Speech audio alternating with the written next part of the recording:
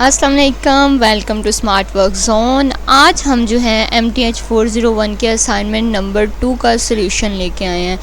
आपकी जो MTH 401 के असाइनमेंट नंबर 2 है वो आ चुकी है। वो आपके फ़ाइल में शो नहीं हो रही। जब आप फ़ाइल डाउनलोड करते हैं तो वो आपको वहाँ पे सिर्फ कुछ इंस्ट्रक्शंस दिखाता है और बस। लेकिन अगर आप अपनी कोर्स की जो अनाउंसमेंट है वहाँ पे जाएंगे, MTH 401 की कोर्स अनाउंसमेंट में जाएंगे तो वहाँ पे आपको ये फ़ाइल मिल जाएगी और इसकी लास्ट डेट 16 जुलाई है। तो आप जल्द जो है अपनी फ़ाइल लें और उसे जो है सबमिट करवाएं ताकि आपकी डेट ना गुजर जाए। लेकिन यह है कि इसमें 4 सेक्शन उन्होंने बनाए हुए हैं। मैं आपकी जो फ़ाइल लेके आई हूँ ये किरण नसीम असलम मैम है, उनकी वो इंचार्ज है, उनके सेक्शन की हमारे पास असाइनमेंट है। तो इसका सोल्यूशन हम देख लेते हैं। सबसे पहले हमें जो क्वेश्चन दिया हुआ है वो उन्होंने कहा है कि आपने जनरल सोल्यूशन फाइंड करना है। ये एक इक्वेशन दी हुई है, इस इक्वेशन का आपने जो है ना जनरल सोल्यूशन फाइंड करना है।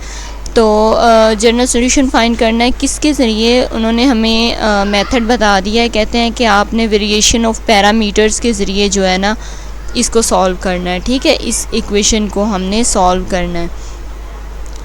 तो जनरल सोल्यूशन ये उसका हमें दिया, हमने फाइंड करना है। तो हम इसका सोल्यूशन देख लेते हैं। इस सोल्यूशन में क्या करना है, सबसे पहले हमने इक्वेशन को लिखना है 0 के इक्वल। ठीक है, इस इक्वेशन को, ये जो हमारे पास इक्वेशन लिखी हुई है y से लेके यहाँ 4y तक, ये हमारे पास y double dash minus 4y dash plus 4y, इसको हमने 0 के इक्वल लिख लेना है। उसके बाद नेक्स्ट स्टेप हमने क्या करना है कि जो हमारे पास y है ना, y को हमने EMX के इक्वल रख लेना है। y जो ये हमारे पास डैश है इसको MEMX के इक्वल, और जो y डबल डैश है इसको m स्क्वायर EMX के इक्वल। यानी कि जिस y के साथ डैश है 1 डैश तो 1m, 2 डैश तो 2m यानी कि m स्क्वायर, और अगर किसी y पे नहीं डैश है तो उसके साथ m नहीं आएगा लेकिन EMX ज़रूर आएंगे। ठीक है, फिर हमने नीचे इनकी एक्सिलरी इक्वेशन लिखनी है। एक्सिलरी इक्वेशन इस तरह है कि हम y की जगह ये वैल्यूज़ पुट कर देंगे। तो हम y की जगह ये वैल्यू थी हमारे पास, तो हम y डबल डैश की जगह पुट करेंगे m स्क्वायर EMX, तो ये आ जाएगा। उसके बाद माइनस, और उसके बाद हम 4y डैश की वैल्यू पुट करेंगे तो ये 4, और उसके बाद m जो है ये MEMX ये आ गया, और उसके बाद हम y की वैल्यू 4y की वैल्यू पुट करेंगे तो ये हमारे पास जो है 4e पावर mx आ जाएगा। तो अब हमने क्या करना है कि ये हमारे पास वैल्यू आ गई है, इसमें से हमने जो है EMX को कॉमन ले लेना है। जब हम इन तीनों में EMX है ना तो EMX कॉमन ले लेंगे। ये इधर ये 0 के नीचे आएगा तो डिवाइड हो जाएगा, और 0 से डिवाइड होकर ख़त्म हो जाएगा। तो हमारे पास जो है पीछे ये इक्वेशन बच जाएगी। ठीक है, सब यही वैल्यू है, इसमें से हमने सबका EMX जो है वो फिर ख़त्म हो जाएगा। ठीक है, बाकी वैल्यू हमारे पास नीचे आ जाएगी। अब आपने क्या करना है, इनके पेयरिंग करके, तो इनके पेयर बना के आपने m की वैल्यू फाइंड कर लेनी है। m की वैल्यू आपके पास आएगी 2 and 2। ठीक है, तो ये ख़ास मतलब पूरा प्रोसेस है। जब आप लेक्चर्स लेंगे या आपने ले लिए होंगे तो आपको पता होगा हमने ये किस तरह करना है। ठीक है, उसके बाद हमने एक्सिलरी इक्वेशन लिखी है। एक्सिलरी इक्वेशन हमारे पास क्या है, yc is equal to c1 e2x plus c2x e2x। ठीक है, ये हमारे पास एक्सिलरी इक्वेशन है, इसे हमने लिख लिया है। तो अब हमने क्या किया कि c1 के साथ e2x था तो इसे हमने y1 कह दिया है, और c2 के साथ जो है x e2x था तो इसे हमने y2 कह दिया। तो अब हम y1 और y2 की वैल्यू को यूज़ करते हुए w की वैल्यू निकाल लेंगे। तो w की वैल्यू हमारे पास आई है e पावर 4x। तो यहाँ तक जो है हमारा स्टेप 1 क्लियर हो गया है। हमने स्टेप 1 में क्या किया, w की वैल्यू फाइंड की है जो हमारे पास आई है e पावर 4x। और ये देखें, यहाँ से हमने फर्स्ट स्टेप स्टार्ट किया था और यहाँ तक हमारा जो है फर्स्ट स्टेप क्लियर हो गया। अब हम यहाँ से दोबारा अपना सेकंड स्टेप स्टार्ट करेंगे। ठीक है, तो चलिए हम इसे देख लेते हैं। इसे क्या करेंगे, हम दोबारा से वही इक्वेशन ले लेंगे जो हमने ये ऊपर लिखी थी ना, y double dash minus 4y वाली, जो ये हमें क्वेश्चन में दी हुई है। ठीक है ना, ये वाली इक्वेशन जो है हमारे पास, ये वाली, इसे हम दोबारा नीचे ले लेंगे और हम अपना जो सेकंड स्टेप है वो स्टार्ट करेंगे। तो यहाँ हमारे पास ये इक्वेशन हमने दोबारा ले ली है।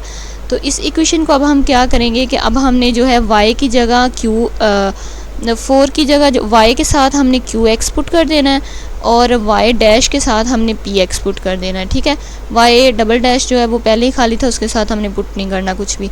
तो ये हमारे पास एक न्यू इक्वेशन बन जाएगी which is y double dash plus px y dash plus qx y is equal to x plus 1 और साथ में e पावर 2x।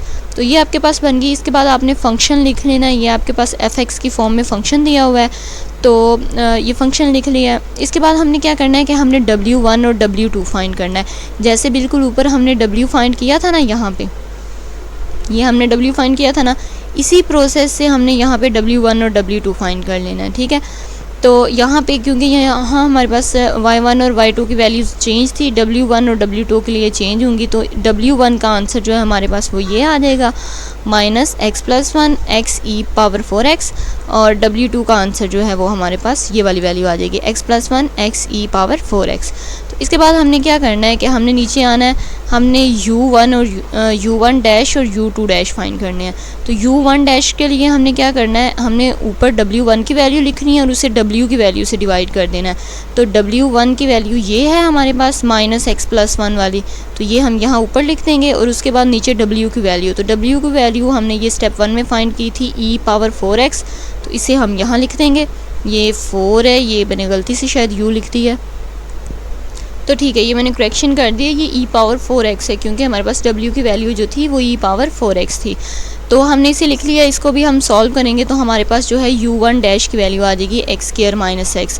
इसी तरह हम u2 डैश को सॉल्व कर लेंगे, इसके लिए हम ऊपर w2 की वैल्यू रखेंगे, u1 के लिए w1 की और u2 के लिए w2 की। तो इस तरह हमारे पास जो है u2 डैश का आंसर x प्लस 1 आ जाएगा। उसके बाद हमने yp की वैल्यू फाइंड कर लेनी है, और yp की वैल्यू जो है ना ये हमने डिफरेंशियल इक्वेशन से फाइंड करनी है। तो हमारे पास yp की जो है वैल्यू आ जाएगी।